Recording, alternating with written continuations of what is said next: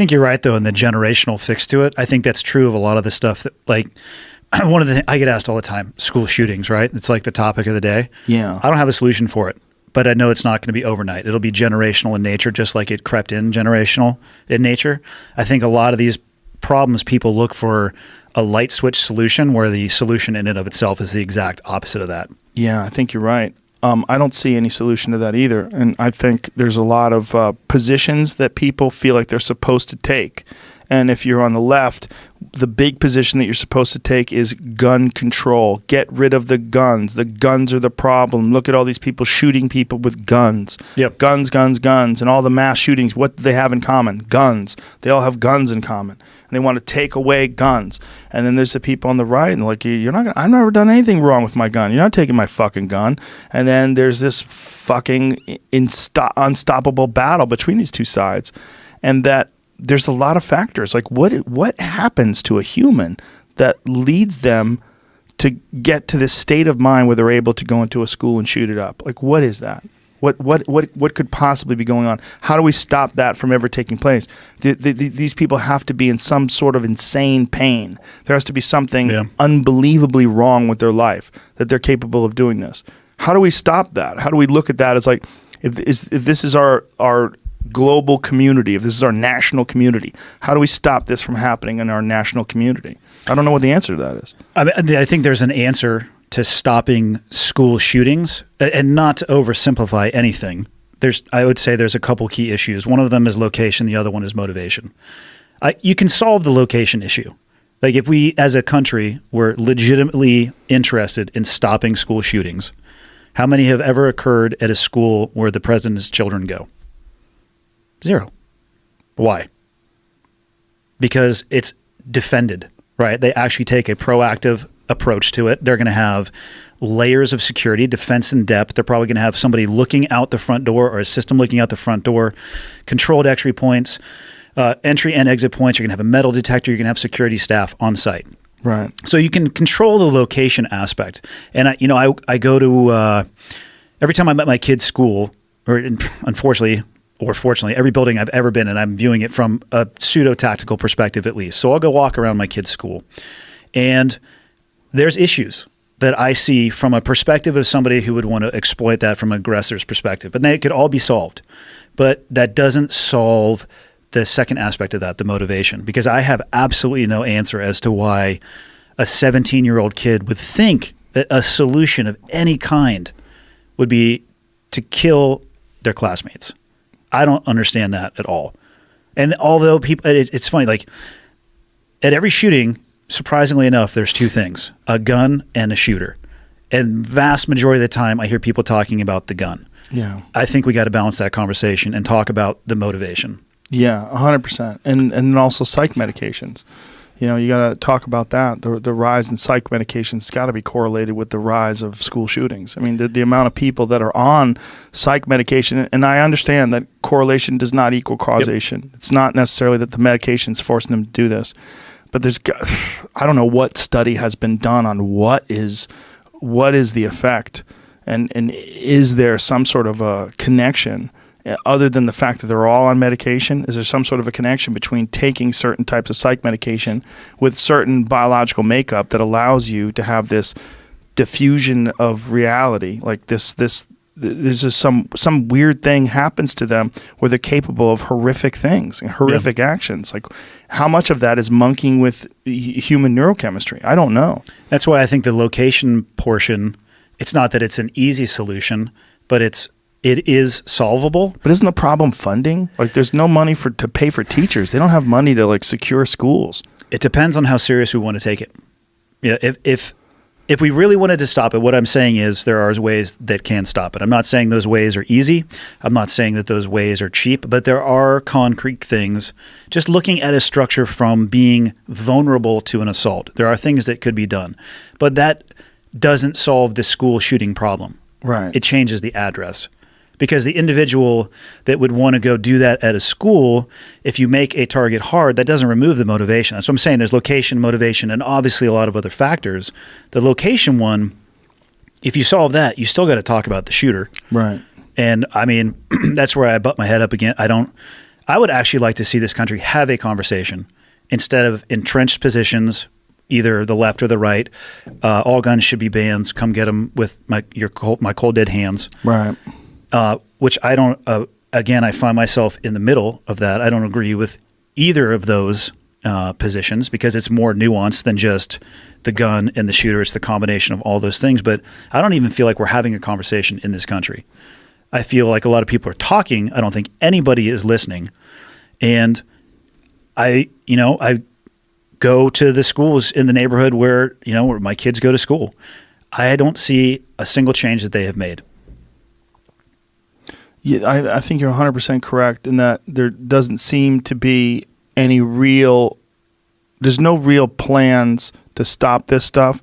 And I don't think anybody has a real answer. And that's one of the reasons why it's so confusing to people, because you could dwell on it and roll it over in your head all day long, and there's nothing that stands out as obvious. Like, hey, there's a fire, go pour water on it. That's obvious. There's no solution like that. And the low-hanging fruit, the metaphor for the school shootings would be, there's a gun, go pour water on that. Right. But the more nuanced and complex problem is actually the human being behind it. And I see people, they just, that's too difficult, so I'm going to throw my hands up and give up.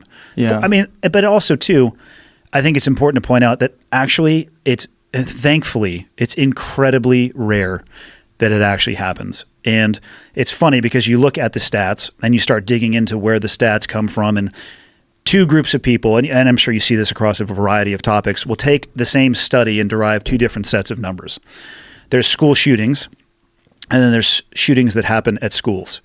And you can make one number look bigger and one number look smaller. Like if you wanted to include the number of people who commit suicide in a school parking lot, which at a national level is considered a school shooting, because it occurred at a school, you can inflate and conflate the number of times and the frequency with which it happens. If you strip that information out, it gives you a much more accurate perspective of how often it's happening. Same thing when you remove suicides from gun violence, right, and the total number of deaths. So, but again, that takes a refined and nuanced person that's willing to actually look at it, as opposed to just repeating what their bumper sticker says. Yeah, I saw that when Ted Nugent debated Pierce Morgan on television. He was talking to him about gun violence and the actual numbers, and he was saying, well, these are the real statistics, and this is why the numbers are so high. How many of these, when you're including gun violence, how many of these people are like criminals who are being shot in the act by police officers? How many of them are people defending their home from a break-in? How many of them are suicides? And then once you get through that, you get to the end of it, then you get to gang violence. How many of them are responsible? How many deaths are attributed to gang violence? How many deaths are attributed to I mean, there's a lot of different factors. Then you get to these mass shootings. Yep. So the mass shootings, it's a relatively small percentage, but that doesn't give anybody any comfort for anybody that's suffered. Of course, yeah. It does, and again, it doesn't excuse it. It's just, thankfully, it happens infrequently. I wish the number was zero. I think the answer to getting it to zero will be generational, because it grew generationally. Yeah. I think it will go away generationally. But how does it go to what fundamental changes have to happen in the way human beings exist that we stop anything that right now all the different, I mean, it would be a terrible world if we said, hey, we're just going to have to accept that people are never going to evolve socially, emotionally, whatever it is that's causing people to lash out the way they do. What a horrible world it would be if we say, no, that people are just going to be like this forever. We're not just flawed, but flawed and ruthless and cruel and violent and awful, and that's just the way people are forever. I mean, I think there's improvements you can make on both sides, right? So there's a gun and there's a shooter. I couldn't be a more vehement supporter of the Second Amendment. Like, I completely and utterly support it, but I'm anti-irresponsibility. Yeah. And there's a lot of things that we could do as a nation that would improve safety via responsibility.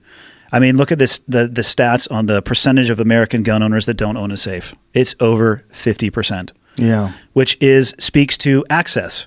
And what sucks about any improvements that we make, you'll never know about it because you're never going to know about the school shooting that you stopped, really. You know what I mean? Right. Because it doesn't make the news. But that doesn't mean my default position is we can do better. There's ways that we could, I think that the reasonable gun legislation that already exists, there's ways that we could improve communication interagency. Like the Aurora shooter is a perfect example. It took a pistol and killed 5 people the day he got fired and injured 5 police officers. He shouldn't have had the gun. He was a convicted felon. His felony did not show up when they had the background check for his job, but it did show up for the background check, I believe, for his concealed weapons permit. But oftentimes I see it where there's this disconnect between agencies not sharing information, very much like the civilian military infrastructure prior to 9/11. Agency didn't want to talk to the FBI and the NSA because budget and relevancy and this is mine and that's yours and this is my rights. Well, get the fuck away from me. I don't want to share information. I think we could do better on the regulations that are in place. I'm not saying add any more, but maybe let's figure out a way where we could share information or at least make sure we're living up to the letter of the intent and the letter of the law on that side of the house. And then on the other side of the house, you had a pinned tweet for a long time, and I'm going to totally murder this when it comes to exactly what it was, but something along is we don't have a gun crisis, we have a mental health crisis. I'd say we have a mental health crisis disguised as a gun crisis, or a mental health problem disguised as a gun problem.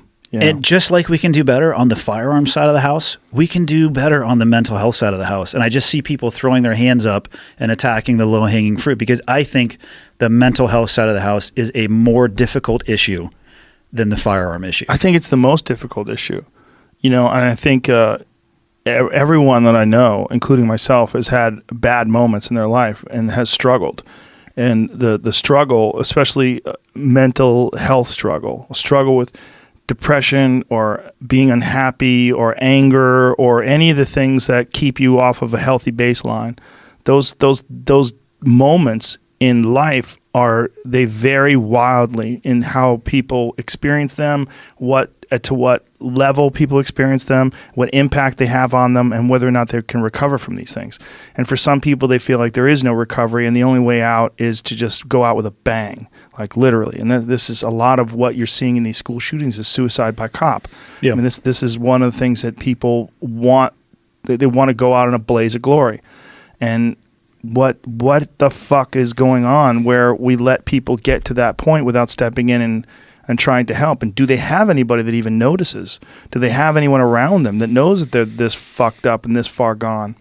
I mean, we all like to think that could never happen to us, that we could never get to a point where we're so despondent and filled with anger and hate and fear and self-loathing that we want to do something horrific. But every person who does something horrific is a human being, right? And the difference between you and them might be genetic, it might be environmental, it might be life experience, but they are a human being, just like you and I, and something horrifically went wrong in their life to the point where they are in this position where they show up at that school shooting in Illinois just a couple of days ago. Some guy got fired. Yep.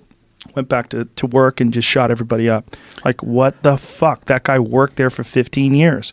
Like, what is it that gets when someone gets to a point where this is what flashes in their mind as a solution? Go back with a gun, make everybody pay.